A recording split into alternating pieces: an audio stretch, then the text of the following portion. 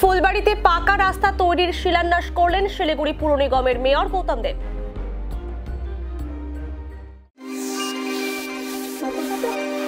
Largest international trade fair on construction, building materials, wood, hardware and interiors on 22nd, 23rd and 24th December 2023 at Exhibition Ground near IG Office, NH 31A, Bypass Road, Siliguri, West Bengal.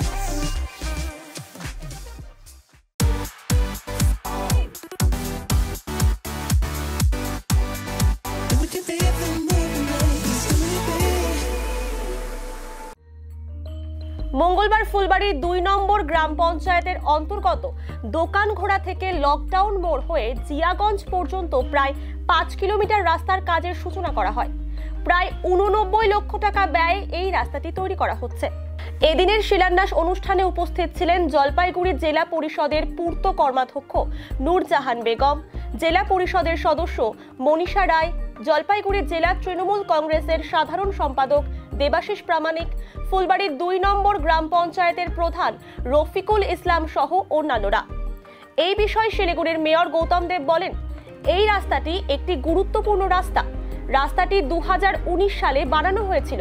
বর্তমানে এই রাস্তাটি মেরামত ও চওড়া করা হবে, ফলে এই এলাকার মানুষের অনেক সুবিধা হবে। আজ সেই রাস্তার কাজের শিলান্যাস করা হলো।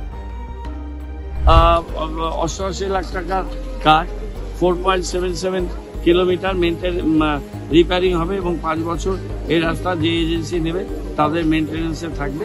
রাস্তাটা ১৯ সালে আমি তৈরি করেছিলাম। এতদিনে রাস্তাটা খারাপ হয়ে আছে। রাস্তাটা নতুন করে তৈরি হবে, ভালো করে তৈরি হোক এবং এটা জেলা পরিষদ এই রাস্তাটা টেন্ডার করেছে। নূরজাহানদি, তাদের সভাধিপতি কৃষ্ণা এবং এখানে